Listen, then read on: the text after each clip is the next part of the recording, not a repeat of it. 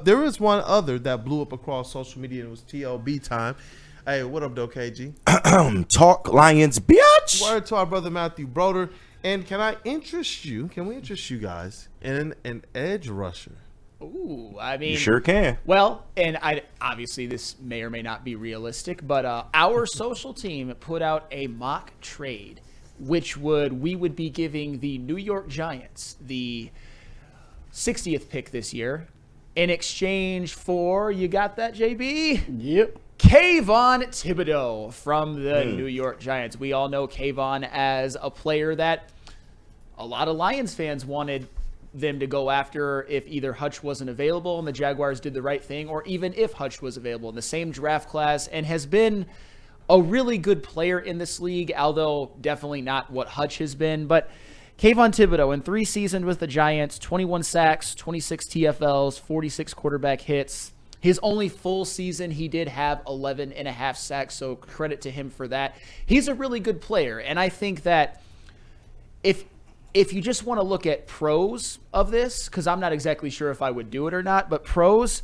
he'd definitely be the best bookend Hutch has ever had. I think that this team would be more primed for a Super Bowl run this year with Kayvon as opposed to doing nothing at this point besides the draft. But that's to be seen as well. And I think that maybe Kayvon and Aiden together as bookends could potentially even unlock more out of each other. Maybe Kayvon becomes more as a bookend, one of the best bookends in the league, which I already think he is, playing as opposite Brian Burns, and Aiden Hutchinson with less attention on him. His numbers could be what they were maybe poised to be last year before the injury. Because the perspective generally is what Aiden Hutchinson and this defensive line can do for a rookie that we draft or an edge that we trade for or sign. But I like the perspective of what getting the right type of bookend here does for Aiden Hutchinson and how it can even take his already insane, crazy game, especially after seeing the pace he was on at the start of last year, to the next level. And that's what you want, because it's not just what he will spring loose. There's only so much you can do to try and defend Aiden Hutchinson. We saw that. He got the attention last year, and they beefed up their defensive line. And he still was able to get home. And so this is a deal that, I'm a little bit on the fence about it, tough. But it's one in which it's tantalizing. When you just take your mind and you put your mind to the field of play, to the playoffs, to knowing that this pass rush would be elite, beyond elite, that's where you just kind of go, all right, close your eyes, and maybe you just swipe the deal and keep it moving. But the way that Brad Holmes generally cooks up, and when you start talking money and things of that nature, that's where it makes you pause just for a little bit, especially knowing, like you said, the draft is where we've seen them cook up. And if you're going to trade a second round pick, is it for Kayvon, and is that too much? Well, and I think that's where you just wonder what philosophically they're thinking about, because I gave the pros. Kayvon's a damn good player, and I think he would immediately help this team. And also, if you want another pro, and this is potentially in La La Land, I would consider this in a perfect world. Got him under a rookie contract for next year, potential 5th-year option. But you also wonder if Kayvon, say, balls out next year with the Lions. In this hypothetical world with the Lions, would he play under a 5th-year option, or would he look to become one of the highest-paid edge rushers in the NFL? Because if Kayvon were to play next year, get double-digit sacks, and Aiden, of course, do what Aiden does, Kayvon Thibodeaux might be like, you know what? Pay me. Give me $30-35 million a year before he even gets to that 5th-year option. Might hold out. We never know about that, but that's certainly something to be mindful of. However, I also think if Aiden Hutchinson, say, gets 15 to 17 sacks and Kayvon gets 10, Lions might be winning a Super Bowl. That's the conundrum. It's almost this Super Bowl window versus the long-term rebuild, which Brad Holmes, we know, he wants to be able to do both. Protect the long-term rebuild, or not rebuild, but the long-term health of this team to be able to be a Super Bowl contender for longer than what we perceive this current window to be. And that's where a deal like this, you're asking yourself, you're going to have to potentially plunk down a lot of money to be able to retain him, but you're looking at somebody that's going to put you in a position to be a really, really good team. And help this long term. But if you get somebody as effective in this draft that costs a lot cheaper, that you have control of a lot longer, might not be as effective as Kayvon, does this put you in a better position long term? Well, yeah, and that's the question. And that's the only reason why I'm not, even as Flannel Holmes, not even from the mind of Brad Holmes, but even as Flannel Holmes, not necessarily going pick. But you would take the pin out the grenade if it meant, because you're right, man. It's like if it's a Super Bowl, this is what we're in for. Even if you want the long-term health.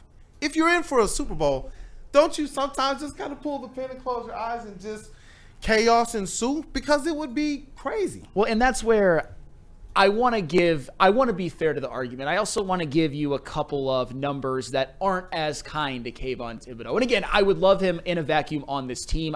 When we're talking about trading a second-round pick and potentially paying him later, which I don't think the Lions would do, or even just getting him for a year, you have to take this into consideration. For his just briefly, because I do want to ask you after you go through this effectively, when you look at who he is and what that investment will be, is there a player within these first couple rounds of this draft that you believe, you know what, better investment, give some type of an impact that you think is a better value? Potentially. And I'm not necessarily gonna go with names just yet, but I might get to there at some point.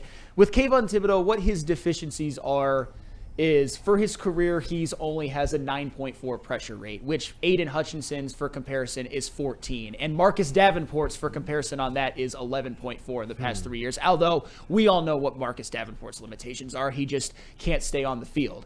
His pressure rate is a little bit lower than you would like. And even last year, when the Giants had a defensive line with Brian Burns, with Dexter Lawrence, with Azeez Ojulari, just when you isolate it to last year, Kayvon Thibodeaux's pressure rate was 10.6%, which is lower than you would like. Not bad. His sack production, his TFL production, his quarterback hits production is good, but I'd like for him to get a little bit more pressure. And the fact that even on a great D-line, he struggled a bit with that, that's a little bit concerning, although not a deal-breaking red flag.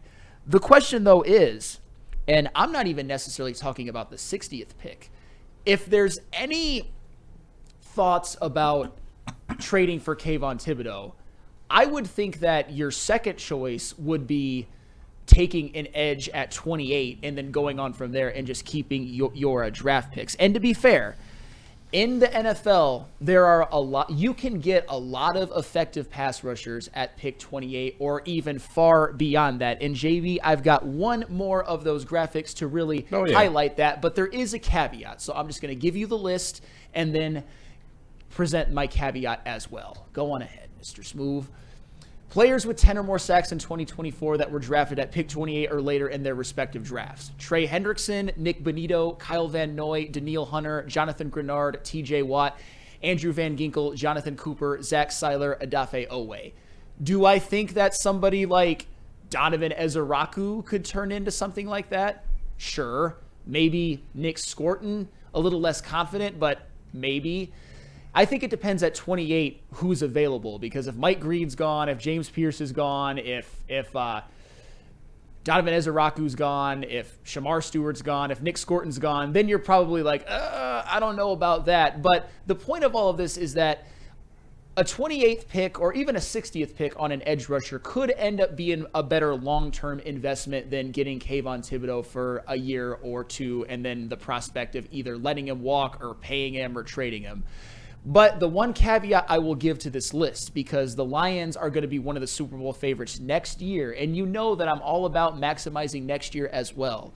The only three guys on this list that even had 5 or more sacks in their rookie seasons were Daniil Hunter, TJ Watt, and who was the other one? Adafe Owe. Those were the only three. So if you pick an edge at 28 or later, it's probably going to be more of a long play. They're probably not going to come in and hit the ground running immediately. But as you can see, a lot of them turned into damn good players, including a couple Hall of Famers on that list as well. Yeah, and I kind of prefer that option, though. And I get it.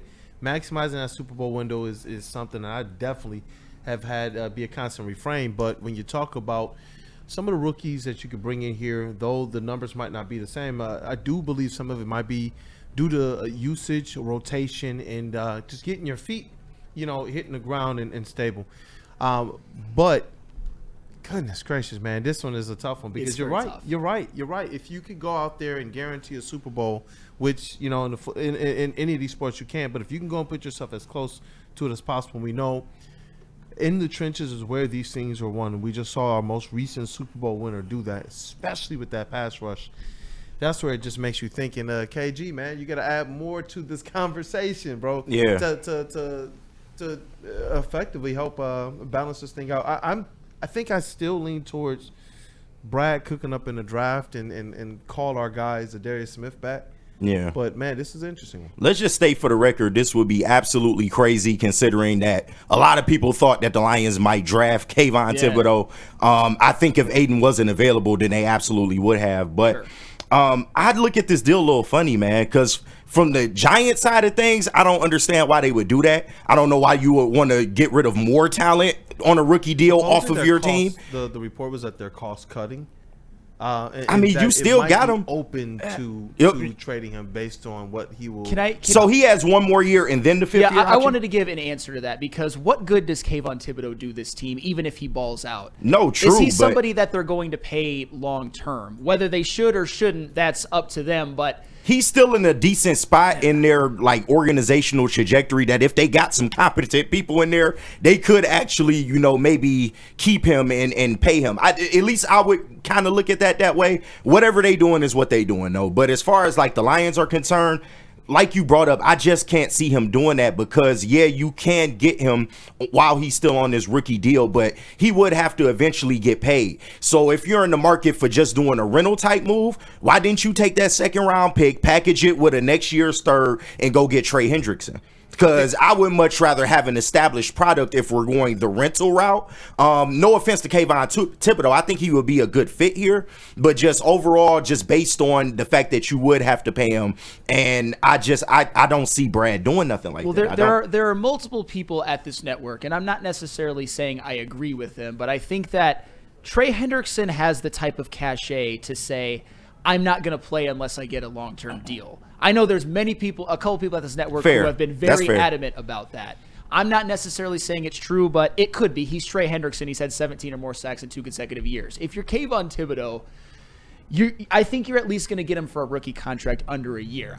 Or for a year. I even surmise that maybe if he were to ball out in the hypothetical situation with the Lions next year, that he would hold out for a better contract and not play under a 5th-year option. I could see that.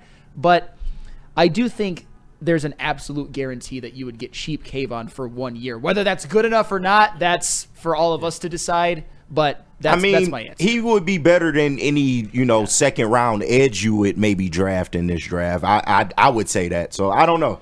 I wouldn't be mad at the deal, but I would look at it a little funny because it's you could have got Trey Hendrickson. We don't know, but maybe you could have. Yeah, that's Salty said they're dumb, referring to the Giants. But, of course they are. Joe Shane's a certified idiot. Yes. Listen, because KG looked legitimately bewildered. I don't know why we talk about this, but I guess we'll talk about it. Listen, brother, from Fox Sports to SB Nation, Big Blue View, New York Giants rumors. Could the Giants really part with Kayvon Thibodeaux? There's plenty of speculation about the possibility, and a recent article from Fox Sports has named the Giants' edge defender Kayvon Thibodeaux as a possible trade candidate ahead of the 2025 NFL Draft. I guess they don't want to pay him, but if I'm their organization, I might not do that right away. But if they want to do that, that's fine. I just don't know if he's the right fit for here. That's all. That's so weird to me because you would think if you're in the market for a new quarterback and you're trying to build this new culture, don't you do it with one of the guys you brought in initially? Well, the thing is, though, is that the Giants, they're still probably a long way away. I understand that. I think with Russell Wilson, they're actually going to be a little bit better this year than they were with what they had the previous years. And obviously Malik Neighbors looks like a hit. You paid Brian Burns. You got Dexter Lawrence. Andrew Thomas is a good O-lineman. But they're still a long Tyrone Tracy looked like a really good steal of a running back for the record as well. They're still just a long way away. And I can understand if they want to use Kayvon as trade value, especially considering you've got a pretty good defensive line as is, although you lost Azeez as well. And even if they don't subscribe to that logic, the Giants are not a good organization. They're just not. No. Could you see the Lions running? Could you see Brad Holmes running circles around Joe Shane? Yes, obviously. Go ahead, Kate. Let me present you a scenario then, because I know you all in on the Zadarius Smith move. Would you rather do this, or would you rather sign Zadarius Smith? Sign Zadarius. Zadarius in the draft. I really sign would. Zadarius. And I'm salty. Rest my case. Giving up draft capital for a 1-year rental, I wouldn't want that again. He said we still crying over Big Z. It's like right on point. Yeah. I would rather have that, especially when we talk about being able to maximize the Super Bowl window for as long as possible. The thing that I continue to go back and forth in between, but my maturation as a fan of a team with Super Bowl expectations is, what does going all in for a Super Bowl actually look like? Because we see teams win Super Bowls every year, and honestly, it's the ones that are well run from a balanced perspective, similar to what Brad Holmes does, and they stick true to their principles of what got them there. And that's where it's like, goodness gracious, with Kayvon Thibodeaux or Trey Hendrickson or any of these guys look awesome. And I'm glad that our GM he's not obtuse to things that go against his general, way of doing things. He knocked on the door. Yeah. We know that. It was reported of some of these big deals that a lot of us thought, he'll never do that type of stuff. And that's where it's like, you know what, I would be comfortable, and I'm glad that, to reiterate, he said, look, I'm going to stay in touch with Big Z, because I do believe that there is a world where a rotation of dogs, a nice depth, in that on the defensive line, does provide the Detroit Lions a nice boost, even over what they had last year healthy. Yeah, and going all in looks different for different teams, especially teams like ours. Like, a lot of people correlate going all in as, go get the big name and let's go do it. That's not always necessarily the case when you drafted most of your stars. And that's where the Lions are. So they don't really need to add a lot of big names, but you would like to see them make moves. I mean, like, a move like this wouldn't be a bad move. I mean, especially for a team that's in a Super Bowl chase, this would improve this Lions defensive line. Don't get me wrong. Having somebody like that, it's just, how does it look if it doesn't work? And that's the biggest thing, because whatever move that you make at this point, it has to be strategic. It's like chess. You can't afford any wasted movement. Your next move needs to be your best move. So they're in that water, because whatever you're doing now is to get over the top. Does Kayvon Thibodeaux put you over the top? I don't know. And if you bring him in, does that sacrifice Yeah. any aspect of the future? Got him. I'm serious. No, to answer your question, I think he might, which is why I'm not dismissing this in totality. And I don't think you're wrong. I'm still leaning towards not doing the deal. But the one thing I will say, just to give one more credence to the pro Kayvon thing, which I'm not at entirely, but I can see the side more, is that I don't think there's a single player you're going to get in this draft that will affect this season, at pick 28, that will affect this season as much as Kayvon Thibodeaux would. A fourth-year edge who's played some really damn good football in his career, and now you put him opposite Aiden Hutchinson, he's had good situations before, but Aiden's better than Brian Burns. And, of course, Kayvon, if you include Aleem when he's healthy, and Reeder, and Levi O, and maybe another draft pick, Roy Lopez as a super depth piece. Just saying. That's what I'm saying too. Like, good gracious, right? Yo, the Lions, they got the opportunities in front of them to go and improve this defensive line before the start of the season, especially with some pass rushers. And that's where I am. And I wonder, chat family, where you guys at as well? Do you go and you play with dynamite, push this thing over the top, and take a chance on those types of players like Kayvon? Since the rumors and the speculation is that he is a potential candidate per Fox Sports and SB Nation before the NFL draft. Or do you feel more like KG was like, you know what, if you're going to take a swing, why not at a person like a Trey Hendrickson? Or is it that Big Z in a draft pick? Have you made your mind up yet? You still deliberating? I think Trey Hendrickson's dead, for the record. I mean to the Lions. Yeah. Here's what I'm not going to do either. Because obviously, I'll be honest, especially after presenting Zadarius Smith's numbers yesterday and his pressure rate over the past 3 years, they're great. They're right up there with some of the future Hall of Famers, Defensive of the Year type players. That's fair. That would mean that was really my final piece of being like, yeah, Zadarius would 100% be my first choice, even over a Kayvon trade. But I'm not also going to act like he's here already. Because what if we don't get Sedarius? Obviously, him being in Detroit, dating Cash Doll, not signing with another team yet, that's some points in favor of him coming back to Detroit, but I also have no problem with presenting other options because it's not a foregone conclusion. No. Jesse Adams in the chat says, I'd say Kenneth Grant would make a massive impact right off the bat, just as much as or close to Thibodeaux, in my opinion. See, I disagree. I think that Kenneth Grant can become a multiple-time Pro Bowler type of guy, but we're talking year 4 Kayvon versus rookie Kenneth Grant or rookie Nick Scorton or James Pierce might be close, but with him, even though I don't subscribe to it, there's question marks. There are no question marks about Kayvon Thibodeaux as a player. Is he a star? Was he worthy of being a top 5 pick? That's the question you should ask, but as a capable